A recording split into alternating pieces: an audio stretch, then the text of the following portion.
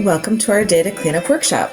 In this recording, we will share some ways to improve your accuracy in data entry. There are a few common errors that are easily resolved. For some events, the individuals tied to the event might impact reporting, such as a child-only event having a caregiver as the primary contact. Another common error is the event marked as pending or void. For many reports, only events marked as complete are filtered. Another error might be an omission of information in a drop-down menu, incomplete or missing forms, or incorrect dates.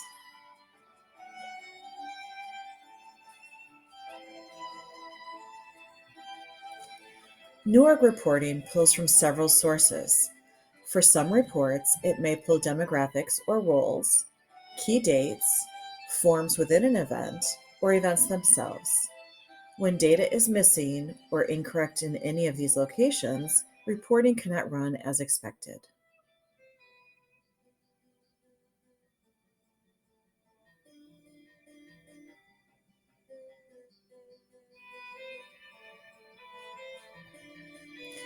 There are several ways you can look for errors.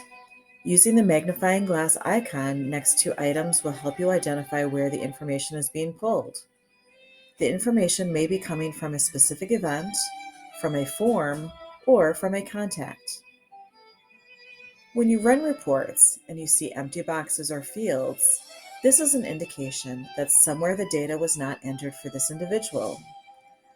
If a report just doesn't look right, compare the information to your paper documentation or any other tracking documents your program uses to see if there is an error. Finally, running reports and reviewing for errors on a regular basis will help catch data entry mistakes and will make it easier to correct them quickly.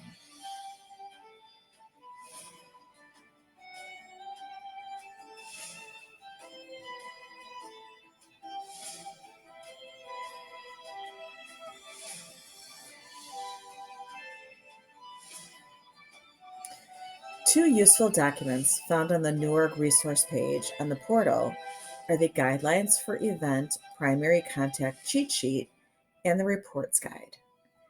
The cheat sheet identifies who should be listed as the primary contact for each event type, which events have forms within the event, and the forms that are completed outside of an event. The most recent version of this document will always be located on the portal for easy access. The Reports Guide, found on the bottom of the NewOrg resource page on the portal, lists what sources each report uses to create the report. This can be helpful when deciding which report will give you the data you want, as well as to help you troubleshoot where you might look for incorrect data entry.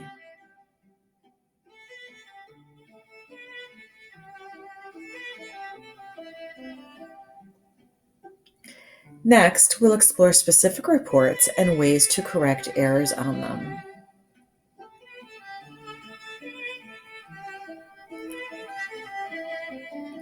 The Active Families report includes data on the enrollment, transition, and exit event dates for children.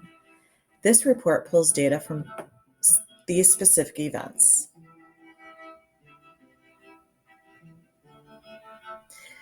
When you run this report, you can choose which filters you want to use to narrow down your search. If you want to run it for your whole program, you will only select the enrollment status and the Find button, both circled in green in this screenshot. If you wanted to have this information for just one staff person, you could select their name in the Assigned To box on the upper left-hand side of the screenshot, and then select Enrolled and Find. If you add more dates or other filters to this report, it may make it more difficult to identify errors when you are trying to clean up your data. Once you feel your data is accurate and complete, you can add those filters as desired to narrow the focus of the report.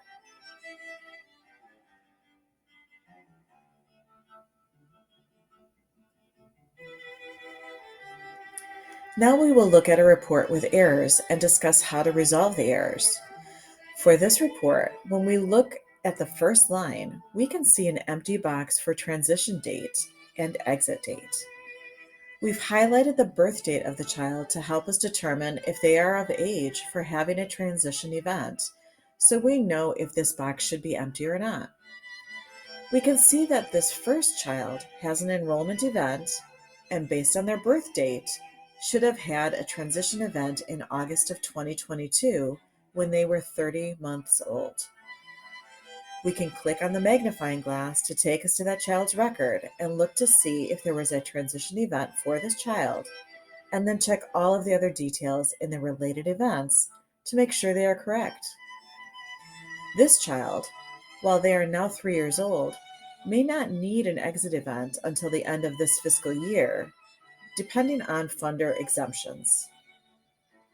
For the second and third child on this report, we see they have an enrollment, transition, but no exit, and they were born in 2016 and 2017 respectively, but still listed as enrolled.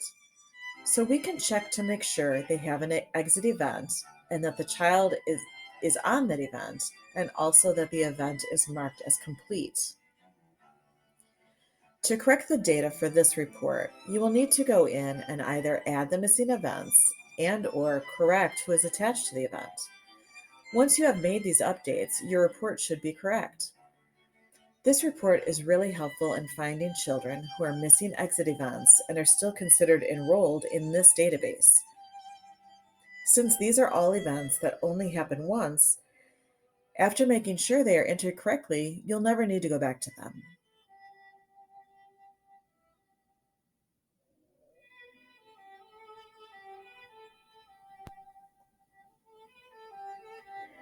The next report we will look at is the initial contact, eligibility, enrollment to first visit report.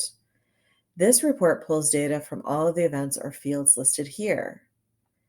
It is important to note that the first completed prenatal, newborn, or personal encounter date is the first event of that type that occurs after a child's enrollment event.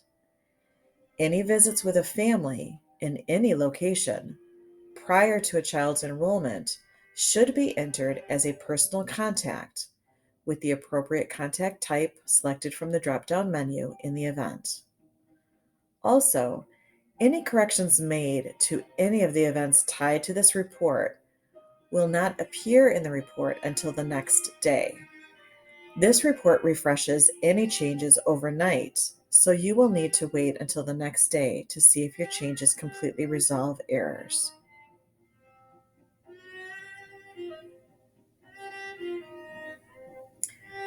When running this report, again, the fewer filters used will help identify any data entry errors more easily. For this report, select Home Visiting to only see those families you have designated as participating in the home visiting part of your program. Select Enrolled for the current child enrollment status, and then Find. The sample report shown at the bottom of this slide is an example of a child with all of the data fields completed correctly.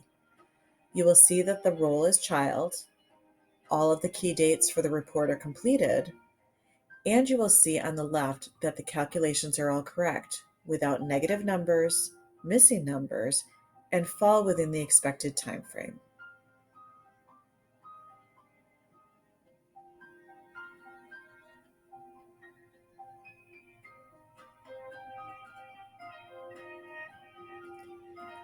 For troubleshooting this report, there are several dates and events to review. Each of these elements are key to ensuring this report accurately reflects your work with families. We will go through them one by one in the coming slides. For all reporting, be sure that all events are marked as complete. Please note, if a child is placed on the waitlist when you complete the Weighted Eligibility Checklist form in NewOrg, the date of that form triggers the waitlist date in the report. When a child comes off the waitlist, you will go to the Custom tabs in the Family's Contact View and take the child off the waitlist with the date they will come off, which will fill that box on the report.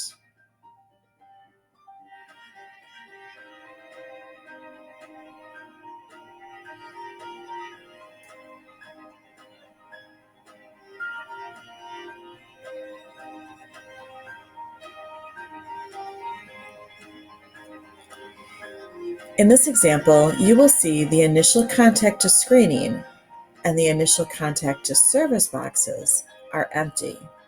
This is because the date of initial contact is missing. You can go to the contact view for this family, check the initial personal contact event, and make sure that the child is attached to this event. You will also need to check that the event dropdowns for division and program are also completed. For mothers of currently enrolled children who become pregnant and want to enroll for prenatal services, you will need to create a personal contact event for the day they indicate they wish to begin the eligibility process to enroll. The unborn baby will be the child enrolled in PI and will need to be added to the contact event to begin the clock for the prenatal enrollment. You will need to correct any of these events for roles on the event, drop-downs, or add events that are missing in order to correct this entry. In this sample, we see the child's birth date is 2016, indicating they are missing their exit event.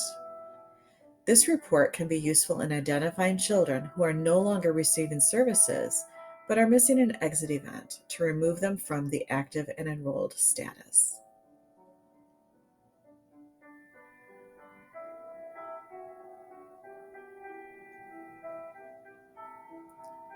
In this example, you can see that we have negative numbers in the calculation of days. This is an indication of a missing event and of dates being out of order for the eligibility enrollment process. You can see that the initial contact to screening box is missing a number because the eligibility screening event is missing. The negative numbers are because there is an initial contact, but the date is after the enrollment date and after the services began date. There could be several reasons why this date appeared in this report. The actual initial personal contact event may be missing the child on the event. The program or division dropdowns are empty, or perhaps the initial contact event is missing for this child's eligibility screening process. In addition, you can see from this child's birth date that they are missing an exit event. Checking each of these events using the cheat sheet to make sure the event has the correct role as the primary, the dropdowns are completed, and or checking other documents to ensure you are entering the correct dates will resolve this error. For flow of documentation, a child will first have an initial contact event, then an eligibility screening event, followed by an enrollment event, and then finally a first prenatal, newborn, or personal encounter event.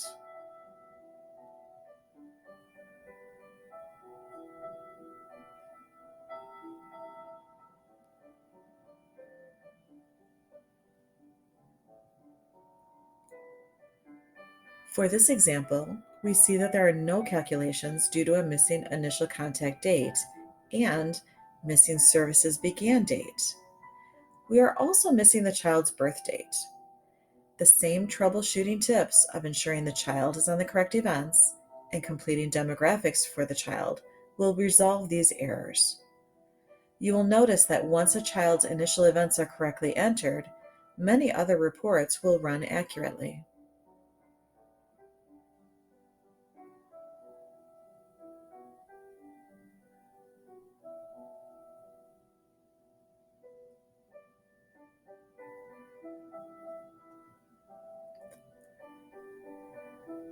Now we will look at the completion rate calculator report.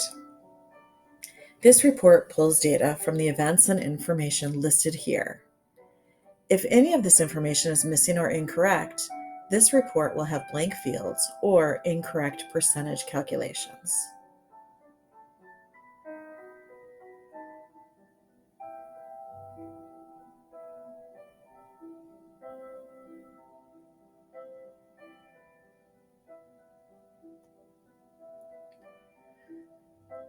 For this report, you can run it for the whole program or for each staff person.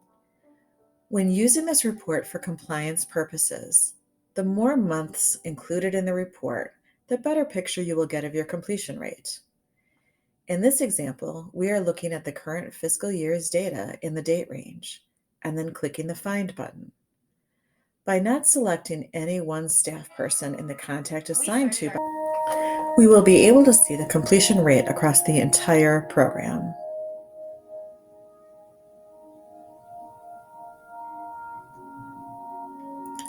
Troubleshooting for this report is similar to the reports we've already covered.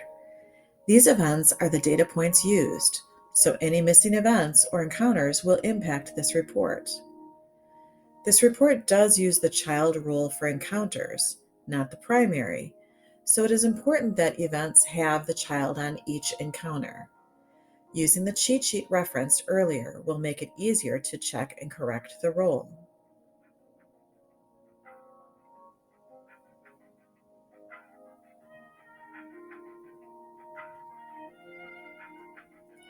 In this screenshot example, you can see that the intended intensity of services has not been entered for these children.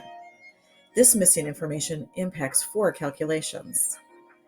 The first row shows a child that was enrolled before this fiscal year, which was our date range entered.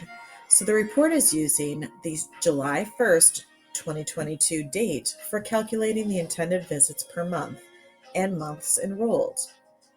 The report adjusts for children enrolled or exited any time of the year, so the calculation is always based on the number of months enrolled during your report range. In this case, because the intended intensity is not entered for the child, the intended visits per year box is empty. This also means the calculation for intended visits per month and the intended visits times the months enrolled are 0, since there was no number in that field. The percentage of intended visits completed and the final percentage are also 0, despite there being completed visits, because the intended visit number is empty. This is easily resolved by entering the intended intensity of either 24 or 48 visits per year for this child.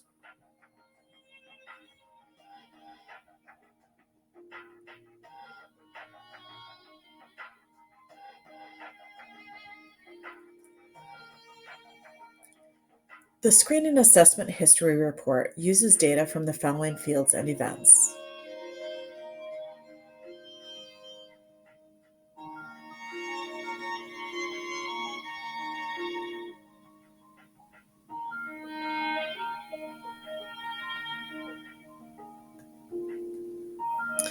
In this screenshot, you can see that we need to enter an event date range. Typically, this report is best run for several months in a range. By only entering a date range and not using any other filters, you can identify any errors in data entry related to this report.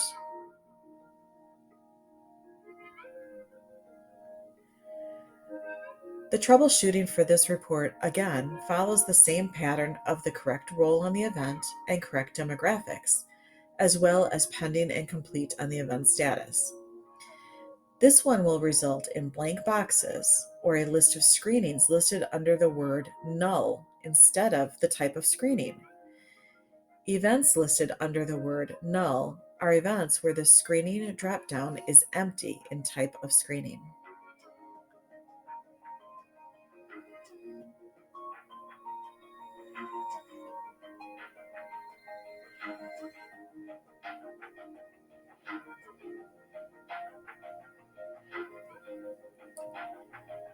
In this screenshot example, you can see that there are 2 screening types listed, hearing and vision.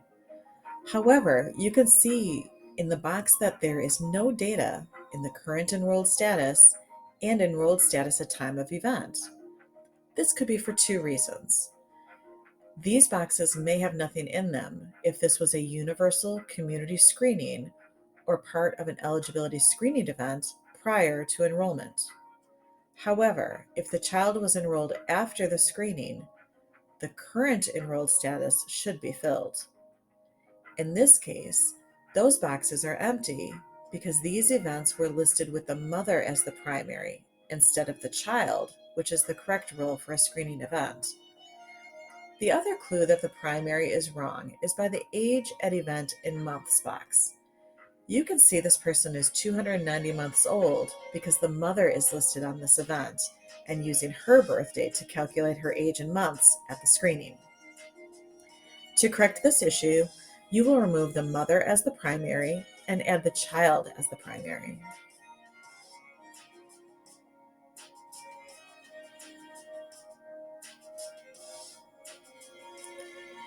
Now that you have an understanding of reporting and correcting data for accurate reports, you may want to have a discussion in your program around how you will implement changes for better accuracy. Think about the strengths in each of your team members, and think about how each person might contribute to procedures that will allow you to catch and correct data mistakes. What will be the best way to monitor your progress towards better data entry, and who will be able to do that? Your TA or another member of the Learning Institute team can work with you in this process. We have already created several resources for programs to access support with NewOrg for new and current staff. There are several links on the portal to videos and written instructions with screenshots. Think about who on your team, in addition to the resources just mentioned, can be part of onboarding new staff with using NewOrg. As always, thinking about what has worked before, asking about learning styles, and then making a plan that works for most may keep your program moving forward. Thank you so much. We look forward to collaborating with you again.